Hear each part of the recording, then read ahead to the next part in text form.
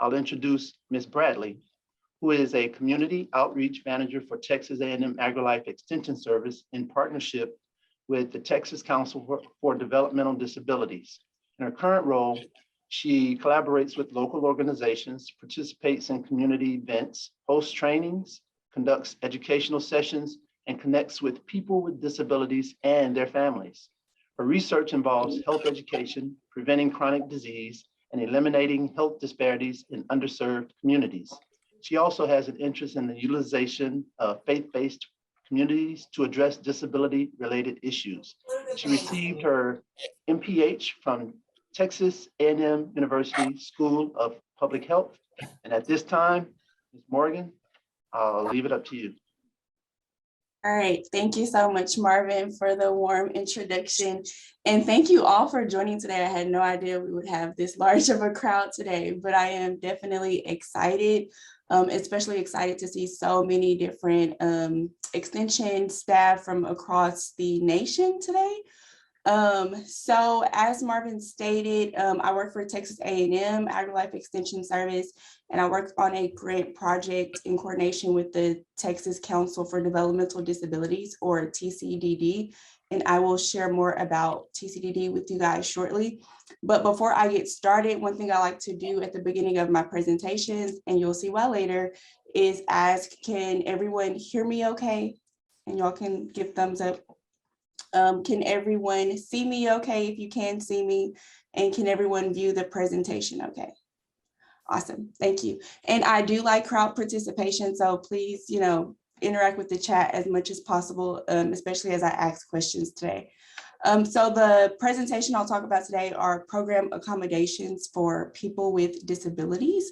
And I am dropping a link in the chat of resources and handouts for today, and I'll keep dropping it throughout the presentation, but that includes a lot of the resources that I'm going to talk about today. And so the Texas Council for Developmental Disabilities is a statewide governor-appointed board that is the only entity in state government solely focused on the needs and interests of individuals with developmental disabilities and their families. And TCDD is mandated to provide input on state policy initiatives, build communities through statewide grant projects, and educate and inform the public and leaders on developmental disability issues. And there is a DD Council in all states throughout the United States. And so we'll chat about that more. And then, as we all know, with working within Extension, AgriLife Extension serves as the outreach and community education arm of the Texas A&M system, and we provide practical, applicable learning through a statewide network of trained volunteers, educators, and we have a presence in all 254 counties. So I will quickly go over what we'll chat about today. So I'll go through the background and purpose and why Marvin had me present today. And then I'll go through a few key definitions. We'll talk a little bit about disability language use, which is a more modern term that we'll talk about. And then the bulk of my presentation, we'll spend some time talking about some inclusive strategies. Some of these may be things that you're already practicing and some may be new. And then we'll talk about our AgriLife Extension Inclusion Checklist, which was included in the resources and handouts. And then we'll chat a little bit about disability community partnerships and ways that you all can continue making efforts to include people with disabilities. So a brief background and purpose. So within AgriLife Extension, our purpose is to serve all Texans, and Extension more broadly is to serve everyone within your designated state that you are part of Extension. And a disability is a very broad umbrella term. And so a disability can include a person who has a physical or mental impairment that substantially limits one or more major life activities. So this can include intellectual and developmental disabilities. This can also include physical, visual, and hearing impairments. And it also can include chronic conditions, which is a subtopic that is often overlooked within the disability community. So thinking about those who have cancer, diabetes, major heart chronic diseases, all of that falls under the term disability in some form or fashion. So I have a question for you all today. about how many people within the United States have some form of disability. And you could give percentages, you could give a number.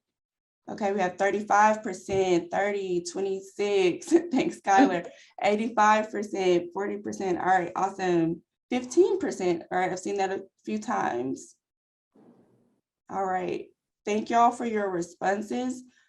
The actual answer, and some of y'all were really, really close, 61 million adults, or about 26% of adults in the US have some type of disability, according to the CDC. So that's about 1 in 4 people have some type of disability. That means that every room that we walk into, there more than likely is someone in that room that has some type of disability, whether it is seen or unseen. And that is something that we have to be conscious and aware of, and keep that in mind as we continue this conversation today. And of those 61 million who have some type of disability, about 4.7 million have an intellectual or developmental disability, which is a pretty high number. And within our each of our states, that number differs. If you're in a bigger state, your number of disability population is probably way higher, including the number of those with IDD. All right, so now we're going to get into a few key terms. The theme of the conversations now for these virtual sessions are DEI stuff, and I want to go in to be able to clarify a few things with diversity, equity, and inclusion. We talk about these terms all the time. Sometimes they're used interchangeably, even though they mean completely different things. And so we'll go ahead and jump into it. So diversity is defined as the presence of differences among individuals. And by that, we are all different. Even all of us here today, we differ by our different races and ethnicities. We differ by our different ages. We differ by our different genders. And then we also differ by our disability statuses as well. And that's something that is often overlooked also, is diversity within disability status. And then when you think about the term equity, equity is fair and equal opportunity despite diversity. So we all had a fair and equal opportunity to be present for this meeting today. Everyone has a fair and equal opportunity to be a part of Extension or to be served by Extension personnel and services. And that's kind of the gist of the equity, is we all have an equal chance to be a part. But inclusion is this sense of belonging despite our diversity. So what that means is, despite all those diverse and differences and characteristics between each of us, we all feel a sense of belonging, and we all feel present and have a seat at the table, so to say. So if you're being inclusive, that means that you're making sure that you are accounting everyone, despite their different races, disability status, whatever, that they all feel a sense of belonging. So when we're doing extension programming, we're making sure that we're providing inclusive services, inclusive programs to make sure that we're serving everyone. And then when we think about the term accessibility, so that is when a person with a disability is afforded the exact same opportunity to acquire the exact same information and engage in the same interactions and enjoy the same services as a person without a disability. So whenever you think about accessibility, think about access. Do we all have access to the same services, to the same programs, and to the same opportunities? And keep these terms in mind as we talk later about accommodations, which is a way to make sure that you're able to provide equal access. And then another word that I want to bring up today is the term ableism.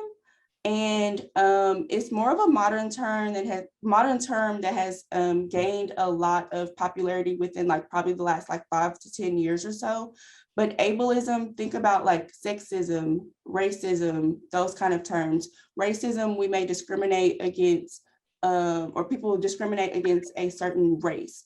Sexism, you're discriminating against a certain sex. Ableism is this idea of discriminating against a person or set of persons based on their disability status. And this is something when thinking about like underlying biases and prejudices and things like that, ableism can come through when we're not providing inclusive programming and where we're not providing accessible programming, we are projecting this sense of ableism, whether intentionally or unintentionally. And it's something that we have to kind of check to make sure that we are addressing so that we can make sure that we are continuing to provide inclusive opportunities. And with the American Disabilities Act or the ADA Act, we have like an obligation, especially as part of extension, to make sure that we are providing accessible programming and that we are not discriminating against individuals despite their backgrounds, and that includes their backgrounds that may include disability status too. All right. And if you have any questions or comments, feel free to drop them in the chat. Morgan, I'll help monitor that for you as well. Okay, thank you. That'd be very helpful. And feel free to interrupt me too. And so then thinking about extension, a lot of what we do is collaborative work, whether we're working internally with different extension staff or we're working externally with different community members and individuals, volunteers. We are working with a lot of people every day. But part of collaborative work is this idea of cohesion and working together for a common purpose. And we have to make sure that there are equitable, inclusive, and accessible opportunities for everyone when we are providing this collaborative work opportunities. All right. So into some hard-hitting topics, but disability language use. And I usually get a lot of questions here, so feel free to drop them. But this idea of disability language use is this idea of how do we refer to those with disabilities? And it honestly just depends. And so one example is people first language. Has anyone heard of people first language? Are you familiar with it? Do you practice people first language? Feel free to drop in the chat if so. Okay, good. I'm glad to see that there are quite a lot of people who are aware of people first language. So this may be just a refresher for some, or this may be new to some, and it's good to just be aware of it, especially as it relates to the disability community. And so people first language is an objective way of acknowledging and communicating about disabilities. And this is this idea that we refer to the person first and the disability second. So for example, as shown on the screen, instead of saying the autistic child, I would just say the child with autism. Or instead of saying the diabetic, I would just say the person that just happens to have diabetes. And so on and so on. And I'll show some more examples on the next slide, but there is a handout with all of the examples of people first language that TCDD created, and you guys can use it, print it, do whatever you want to do with it, but it's good to be able to have as a rule of thumb. So some more examples may be, instead of saying terms like a cripple, you would refer to a person as just a person with a physical disability. Instead of saying terms like a midget, which is not socially acceptable anymore, you would just say a person of short stature or a little person.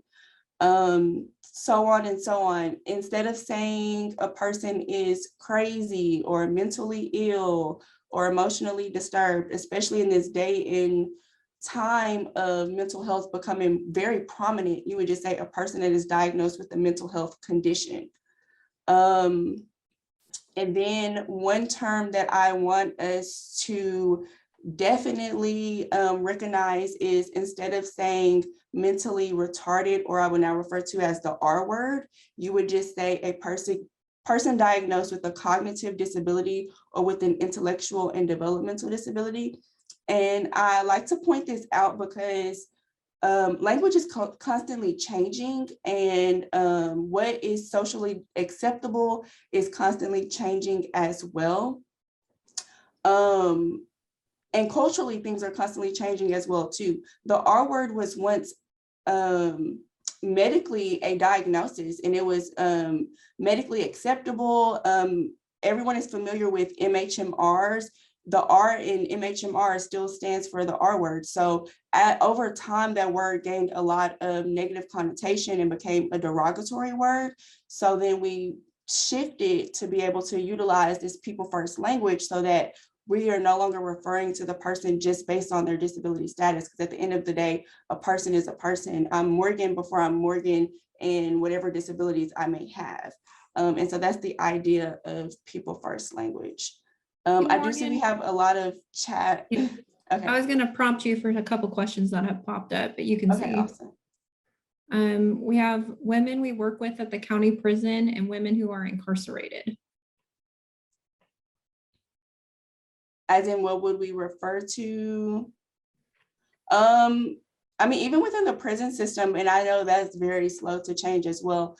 It just depends. There are women who work within the prison who have disabilities. And I don't know if that's what the question was referring to, but even those within the system as well, you would want to utilize people first language. And I guess even if you're, or women who are incarcerated, I guess you wouldn't say like anything that has to do with the fact that they are incarcerated or the fact that they are in prison or the fact they do have disabilities, because at the end of the day, they too are still people.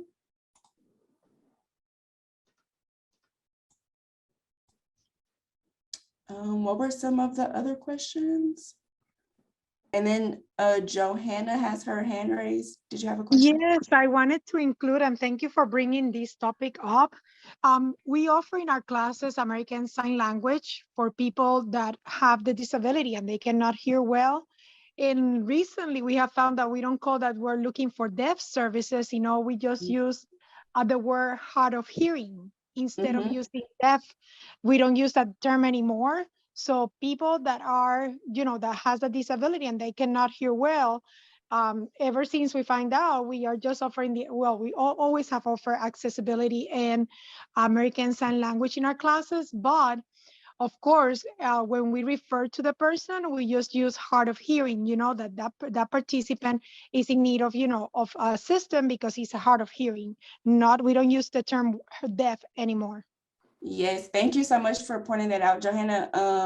And we use terms hard of hearing, hearing impairment. These are all ways to be able to refer to someone who has some type of hearing disability without referring to them or labeling them. Same with visual impairments. You wouldn't call a blind man the blind man. You would just say a person who happens to be blind. And you don't even have to refer to it unless they wanted to identify as a person who has visual impairments. I saw someone mention that their son or grandson has spina bifida. So instead of saying that, it's a child first before their disability. I saw somebody mention that they were a SPED teacher across the nation, and I know in Texas, we are also very slow to adapt.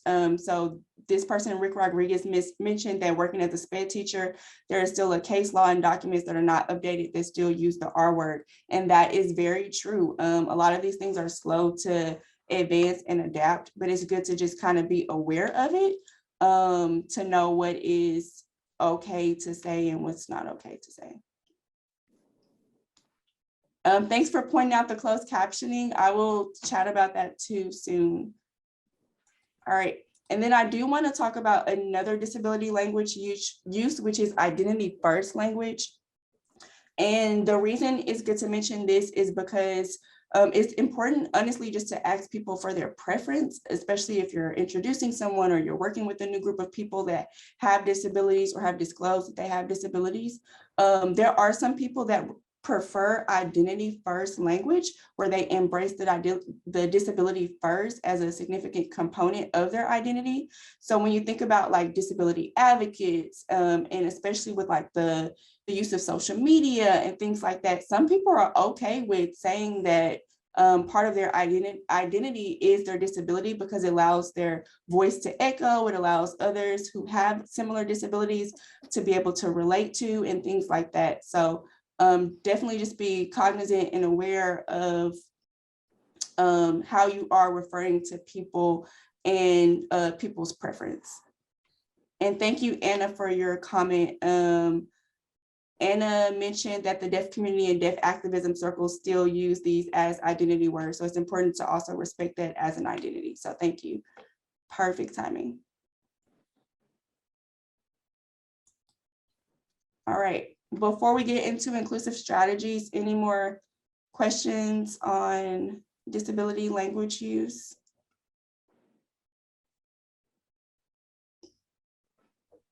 Okay. All right, so now into the fun stuff, which is inclusive strategies. As I mentioned before, I do want you all to be aware of some just great strategies to utilize within your extension programming. Some of these are things that you probably already do, and then some may be new, and it's just great to just always be aware, because you never know who is in the crowd, who is in the audience, who you're serving, and things like that. Before I get too deep into that, I do want to clarify one thing, which is the difference between modification and accommodation. Modification and accommodation are words that are often used interchangeably as well, and they do not mean the same thing. And for those of you who have any type of education background, you guys know. So modification is when you are changing what a person is taught or expected to learn. So for example, if there is something at a 12th grade reading level and there are certain objectives for the person to meet for whatever activity, and you need to modify it, you may change it to a 5th grade reading level, and there may be less objectives than there were for that original content.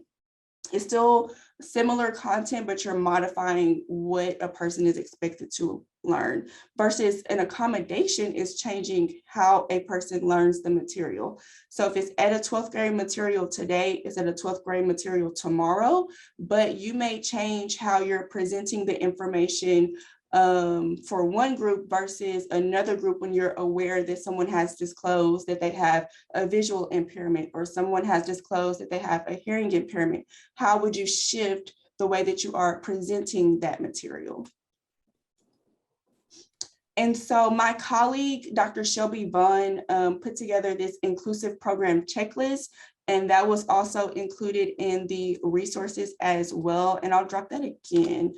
And the purpose of the checklist is basically this way of making sure that any type of barriers are removed for the participant. So making sure that there is a barrier-free environment. It's a great tool to utilize whether you're doing virtual events, if you're doing face-to-face events, it does not matter, but you can pull the checklist out and make sure, am I making proper accommodations, or am I making sure that my program is inclusive or accessible? And so we'll go through a lot of the examples included in the checklist. All right, so just some general common accommodations. You always want to ask participants about their needs and preferences. If you have time to do it well in advance, that is great. 1 to 2 weeks before is ideal. If you can't, you can also ask the day of, or right before you are implementing any programming, even when you're doing a presentation. So for example, at the very beginning of the presentation, I asked you guys, could you hear me okay? If you can hear, could you see me okay? If you could see me, and could you see the presentation okay? And that's something I do in person as well, because if I needed to adjust my mic, if I needed to speak louder or speak softer, or if I needed to move around or anything like that, you give yourself ample time to be able to do so, so that everybody is kind of prepared and ready for that presentation. Some other common accommodations that are utilized are American Sign Language interpreters, translation services. English is not always everyone's first language. And then real-time captioning is a really great way to provide an accommodation service as well.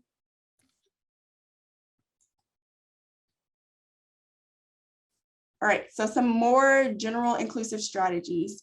When you are presenting, and this is in person or virtual, you want to make sure that you are sitting or standing where everyone can see you.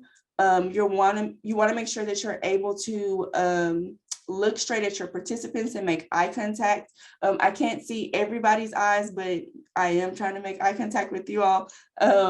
You want to make sure that you enunciate your words if you can.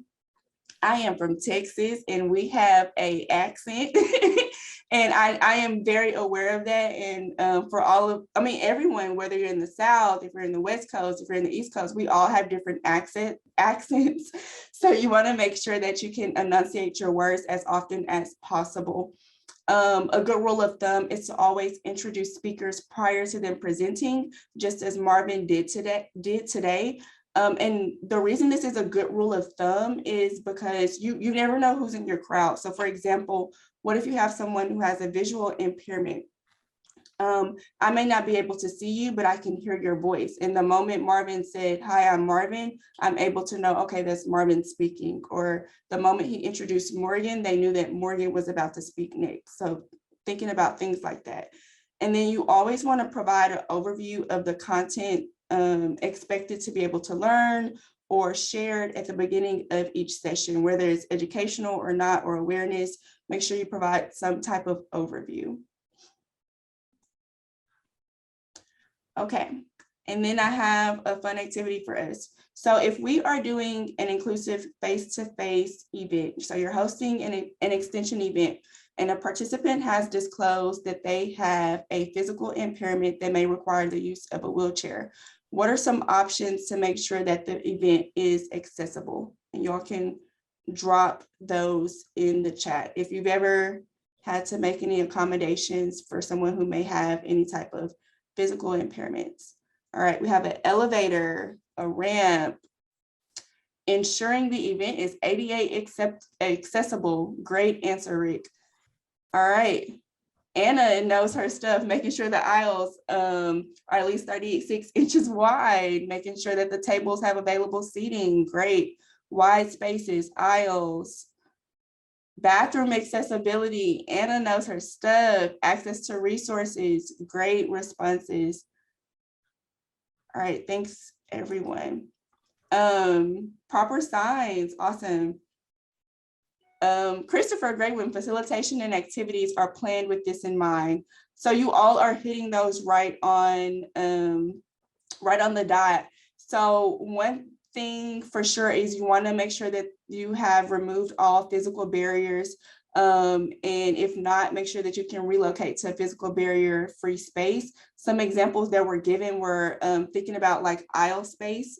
There are actual ADA requirements of how much space should be allotted for a wheelchair to comfortably fit through, or someone who has a walker, or think about anything that needs any type of access and space.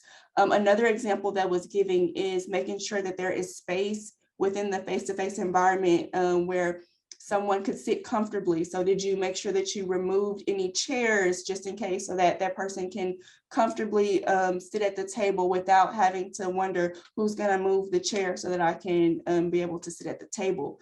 Bathroom accessibility is a really big one. When you're thinking about the spaces that you're hosting events, always ensure that there is an accessible bathroom, because again, you never know who may be present.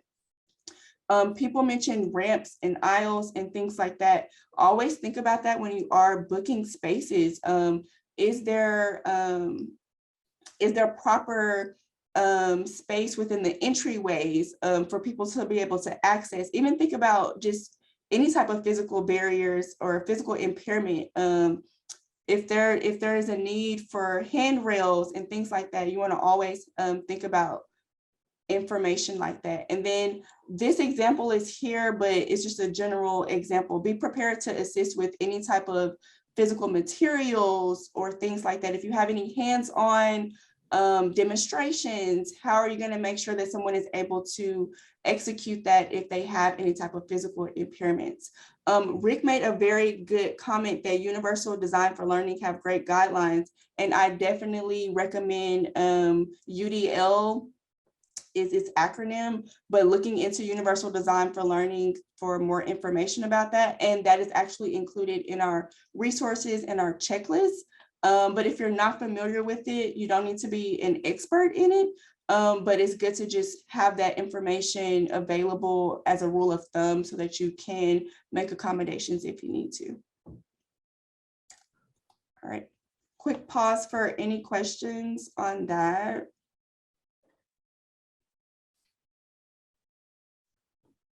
Or any other suggestions?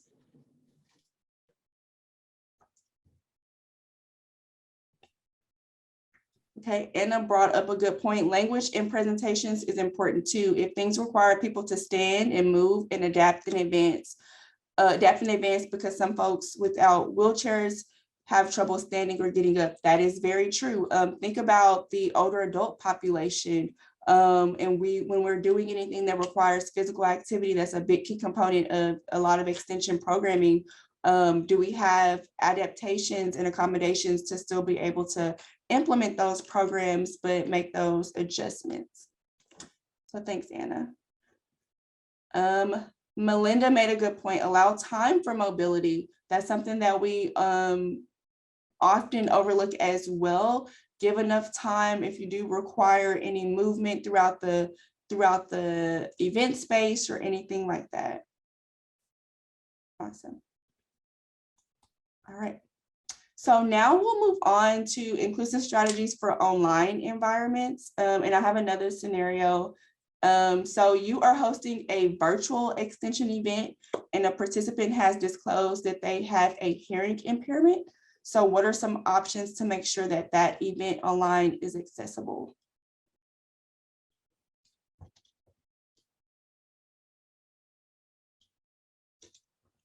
All right, I see closed captioning. Thank you. All right, Anna, great point. Offer PDFs or slides in advance, captions, American Sign Language interpreters. Great, ASL, I'm sorry. Ask to repeat along with visuals. Great response, Melinda. Okay, thank you all. So you guys definitely highlighted some great points. So some strategies for inclusive online environments. One is making sure that we're using an accessible platform. We have been online for quite some time now, 2 years to be exact. And we have had to adapt and adjust, and so have softwares that we have been able to use. They've had to quickly adapt and become more accessible. So for example, Zoom, we use Zoom as well for AGRILIFE extension, and Zoom has definitely been able to upgrade with a lot of their accessibility functions. Teams is another one that has closed captioning and different options like that. So if you're using an online platform, just make sure that it's accessible, make sure that it is something that you are familiar with and you're able to explain its functionality to your participants if you need to. When you are presenting, use cameras on webinars if you can. Be sure to record your sessions. People may need to go back and view them later, depending on the pace at which you talk. I know it sounds like I'm talking fast and I'm trying to slow myself down every so often, but sometimes people need to go back and review that material just in case you covered it too quickly. You also want to minimize background noise if you can. I like to point out this one because some people, including people that I actually know, utilize assistive hearing devices or listening devices, and those are extremely sensitive. And so when you do have any background noise, that can really interfere with what they're able to pick up and be able to hear. Another good rule of thumb is make sure that you repeat chat questions and then provide the answers, just in case someone is unable to see those chat responses. I did see a comment from Jennifer about making sure that you utilize specific fonts and color contrast, and that is a really good point. And I have a point about that at some point in this presentation, but you do want to make sure that you are providing accessible PowerPoints even from what is visually seen, making sure that the contrast between the background and the font color is acceptable. And then even thinking about like the images that you use and things like that, staying away from yellows and reds and things that may be harder to see. There's also requirements for font size. All right, great timing. We are all in the line. Melinda made a good point about font size and not using too many words on PowerPoints. Preferably use font size, I think it's 28 or higher, because that is easily readable.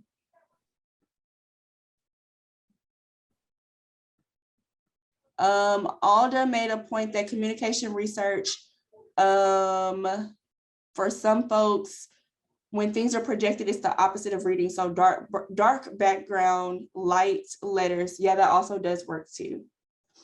Even thinking about the font type, as John mentioned, some fonts are easier to read than others. Anna pointed out a point about making sure that, using white background for those with vision sensitivities. All right. Thank you all.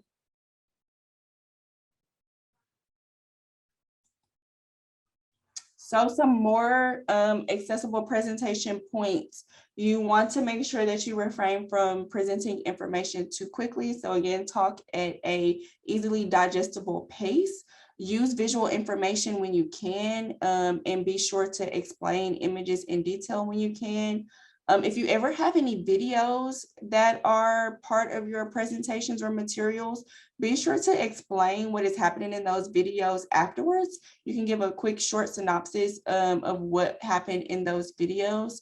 And then you also want to be sure to encourage questions, which is why I keep asking, does anyone have any questions? And make sure that you give extra time and repeat answers when you can. So Skylar just dropped a great tool about making your presentations more accessible. And I'm going to go over a couple of key points for Microsoft PowerPoint specifically. So there are some ways to make your Microsoft PowerPoint more accessible. And if you ever transfer those to PDFs, you can also make your PDFs more accessible through making your PowerPoints more accessible. So one example that y'all noticed at the beginning was that I had closed captioning on my PowerPoint, and I know Zoom has the live captioning feature, but I literally wanted to just show y'all that Microsoft PowerPoint also has this feature. And so if you click on the slideshow tab, there's a tab for captions and subtitles, and here you will find the option to provide real-time captioning. You can also change the language as well. So that's something good to play around with to be able to utilize. The one unfortunate tidbit is that you can only use this on Wi-Fi. The captioning only works on Wi-Fi, but if you do have Wi-Fi available, it's great to just provide closed captioning. Leanne mentioned preferences for which closed captioning works the best, Zoom versus PowerPoint. I don't know. Zoom and PowerPoint captioning has improved a lot. I can tell, I would probably say Zoom more than PowerPoint because of the AI features with Zoom are a little bit easier able to like dictate or different types of dictation. Microsoft PowerPoint sometimes can be a little off, and I think Zoom is probably the best for providing that transcription. Also, Zoom, you can save the transcription as well if you need to upload that later. Anna made a good point. Zoom closed captioning, the user can change the size of captions. So yeah, you can make it bigger or larger as well. Versus the Microsoft PowerPoint, only I could change the size of the closed captioning.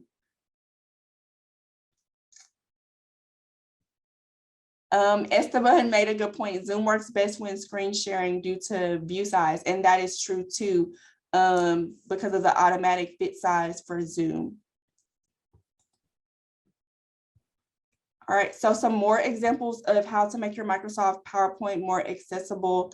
There is an option under the review tab called Check Accessibility, and it has a lot of really cool features where you can be able to create alternative text. And alternative text is basically every time you see an image on the PowerPoint, you can insert alternative text where it will say, like some of my pictures earlier, it might have been a man and it will, or the man with the instructor who is in front of the crowd of people.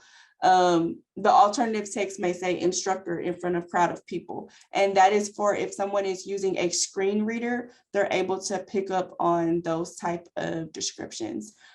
This check accessibility feature also recognizes hard to read text. So some of y'all were talking earlier about the different contrasts and different fonts and different things like that. Microsoft PowerPoint is really good at picking up and telling you, hey, this slide 7, we can't read that. You need to fix it, or you need to fix this font size. It also will give you a request for titles. So make sure you always have a title at the top of each of your PowerPoints, or put a preferred title. And then there's other options for improvements too. And I could go on and on all day about that, but I did want to just share some of those tidbits.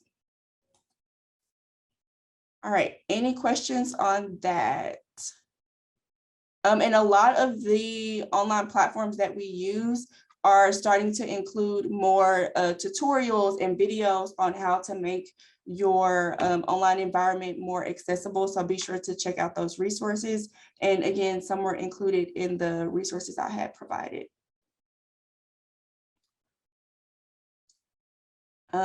Tish Johnson mentioned that Zoom transcription is a mess if the speaker has much of an accent or is speaking in another language. And yeah, that is something that Zoom needs to continue to improve on, being able to pick up for non-English speakers. I definitely agree.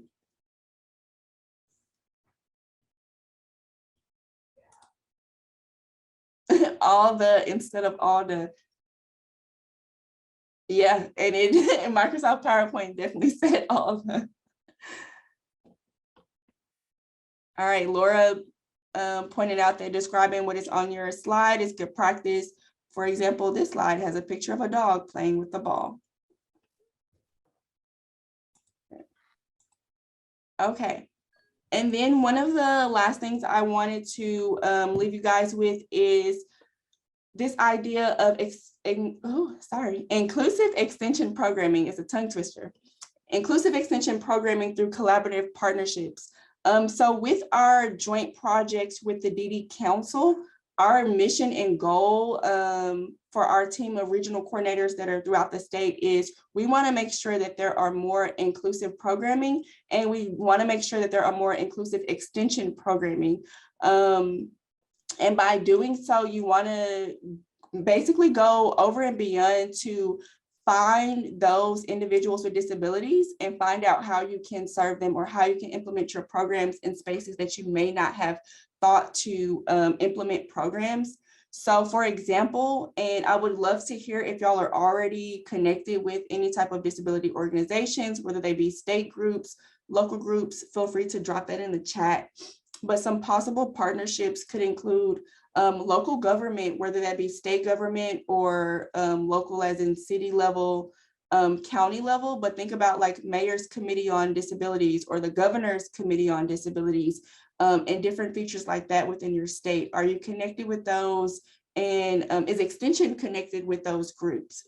Different disability associations, you name it, there is probably a disability association for it, whether that be moms with autistic children, or I can't even think of any disability coalitions, and different things like that. So feel free to make sure that you're reaching out to different disability associations. There's a lot of civic and social organizations that also have a disability focus. If you're not currently reaching out to them, you can also do that as well. Melinda made a good point. Alamo Area Council of Governments, that's here in Texas, and that is a really great resource for working with people with disabilities. Special education departments all throughout the nation. It It is part of Extension's mission, I think, to connect with schools, especially at the local level. But what we need to do a better job of is connecting with those special education departments, the teachers, the staff, and the students and parents, and making sure that we're providing extension programming for those students as well. Think about day habilitation centers. They're literally everywhere. Are we connecting with those day hab centers? Vocational rehabilitation centers. A lot of vocational rehab centers are looking for opportunities for skills training, volunteer opportunities, and this is a great way for Extension to connect as well. And then lastly, you want to be sure to connect with your DD council within your state. Skylar put a link there for how to find your state's DD council. What are you not okay with the word vulnerable? But if you're already, You are so great.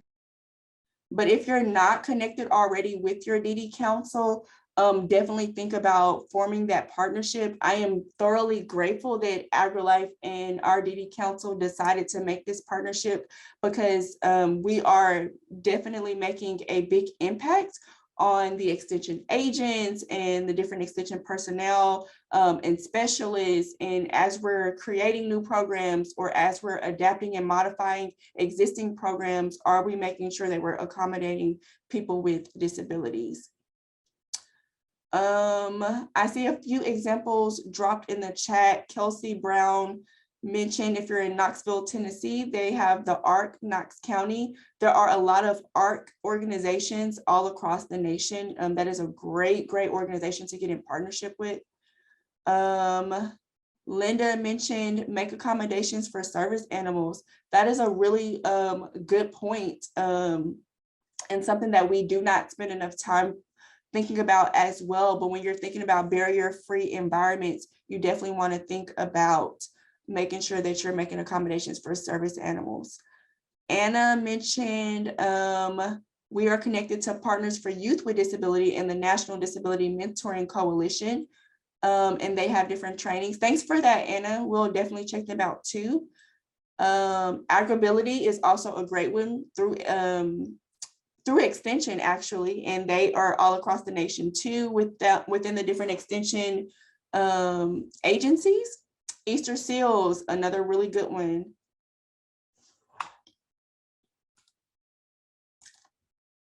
All right. And if you have more examples, feel free to drop those. But I do want to leave you guys with a few key takeaways. One being 26% of all US adults have some type of disability. So again, that means 1 in 4 of us have some type of disability. And as we are providing extension programming, we need to be aware of this to make sure that we are accommodating all of the people that we serve. The second point, inclusion is key to everything that we do. The more inclusive we are, the better our programs are, and the more we're able to reach more people.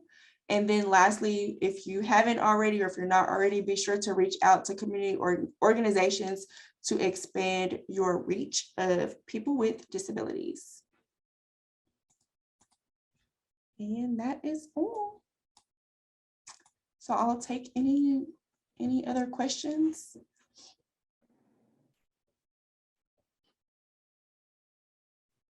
Any questions for Ms. Morgan before we let her get back to her work, her very valuable work?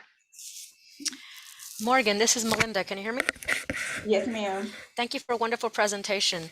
I know this is great information to use, and I try to be accommodating, to all my students here in 4-H in Oregon. But we also have the HIPAA. Yes. You're trying to make accommodations, but without spreading in everybody's business.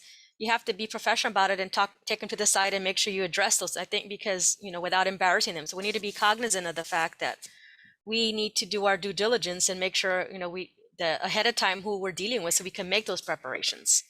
That is very, very true, which is why I encourage, if you can, seek information beforehand. And this can be information submitted anonymously as well. So very good point with HIPAA and laws and regulations. Everyone doesn't have to disclose their disability status, but you do have to follow ADA laws of making sure that you're being accommodating. So I think you pointed out a really good point of if you have the tools to send out like maybe pre-event surveys or any type of prep information where people are able to submit accommodation requests, that's a great rule of thumb to have. It could also be like a separate email account and things like that.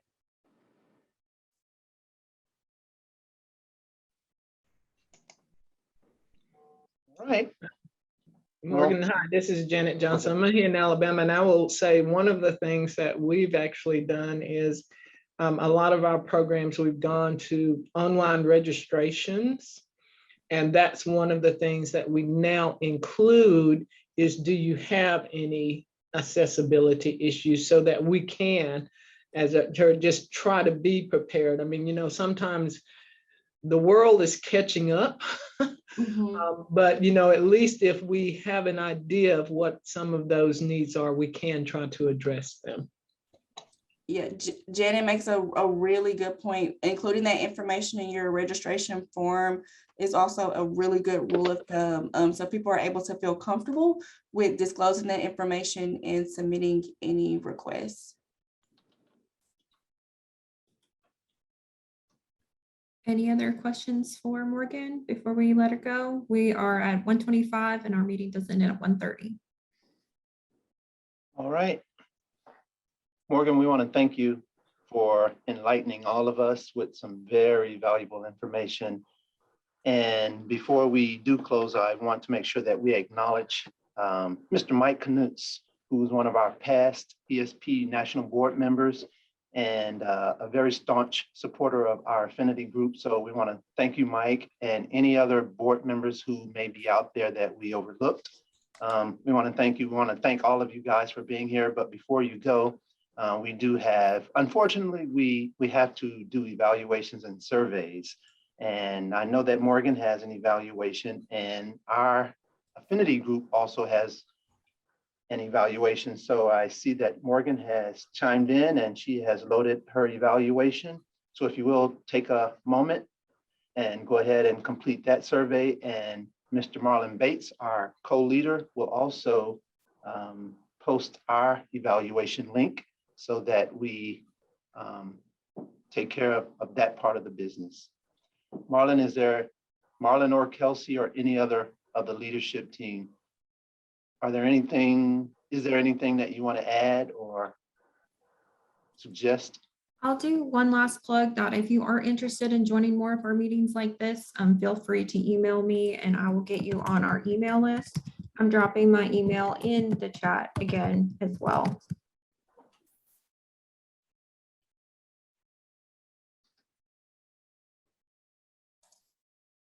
Marvin, I would add Yes. that we have a few more of these coming up in 2022. So this is a new venture for the Affinity Group this year. And so on May 10th, we have plans to introduce the ideas around the intercultural development inventory. So keep your eyes peeled for wherever you found the information about this online discussion as we get closer to the second quarter of the calendar year. And then we'll have a couple more in the second half of the year. Yep. Thank you, Kelsey, and thank you, Marlon. And earlier I called Kelsey Crittenden. That's the name that I'm used to, and I'm going to have to get used to Kelsey Brown, but one and the same. All right. So in closing, again, if this is your passion, we implore you to reach out and get connected by emailing Kelsey Brown and join our team. We need help so that we can make a better life for all of us. In closing, I want to thank you again, Morgan, and we want to thank each of you and your institutions for allowing your valuable time. If there's nothing else, I want to bid you adieu. Have a great day, and we look forward to working with you really soon.